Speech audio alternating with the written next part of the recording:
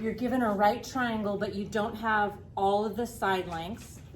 Eventually, we want to find the ratios for each of the trig functions. So the first thing we want to do is identify opposite, hypotenuse, and adjacent. If I go directly across from the right angle, that side's going to be the hypotenuse. Then the angle that we're working with is theta. So if I shot an arrow out of theta, it's going to hit this side. So that's the opposite side.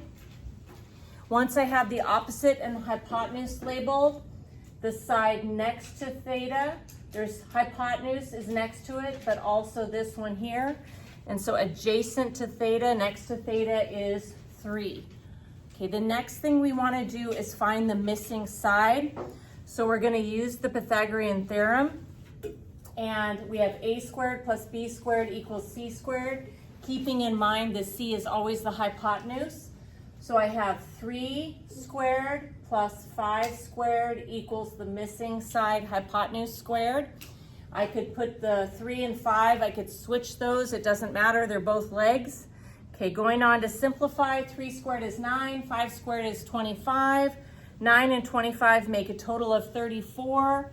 Then I square root both sides, and so h is the square root of 34. Okay, moving on, there's a few different ways that you can do this, but I'm going to go back to something I hope we all know, which is SOHCAHTOA. So if we know SOHCAHTOA, the first thing that I'm going to do is say, well, the sine is opposite over hypotenuse. So cosine is adjacent over hypotenuse.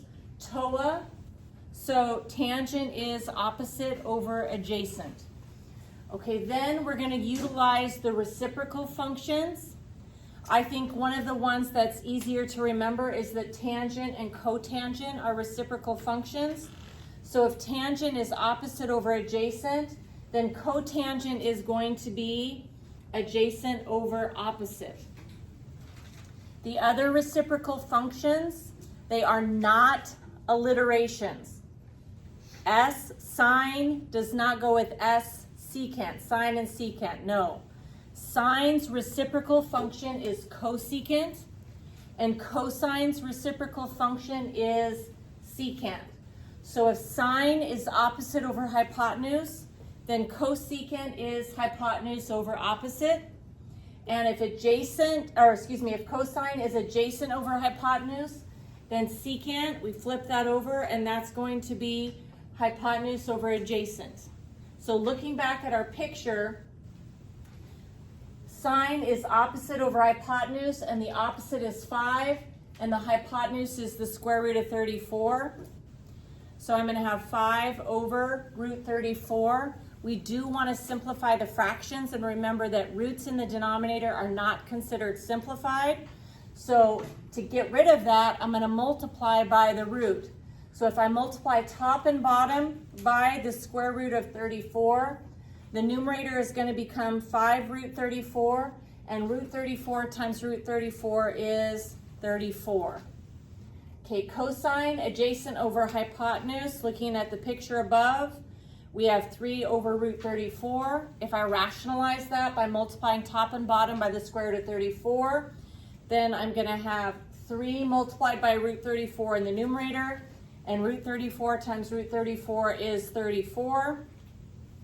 Tangent is opposite over adjacent, which is simply 5 over 3. We don't need to do anything to that fraction, so we're good. Then we'll go ahead and come across to the easiest one here. If these are reciprocals, if that's 5 over 3, then this one is 3 over 5.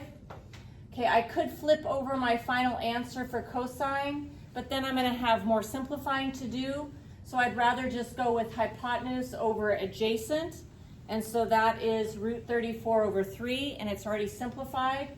And then for hypotenuse over opposite, my cosecant, I'm going to have root 34 over 5.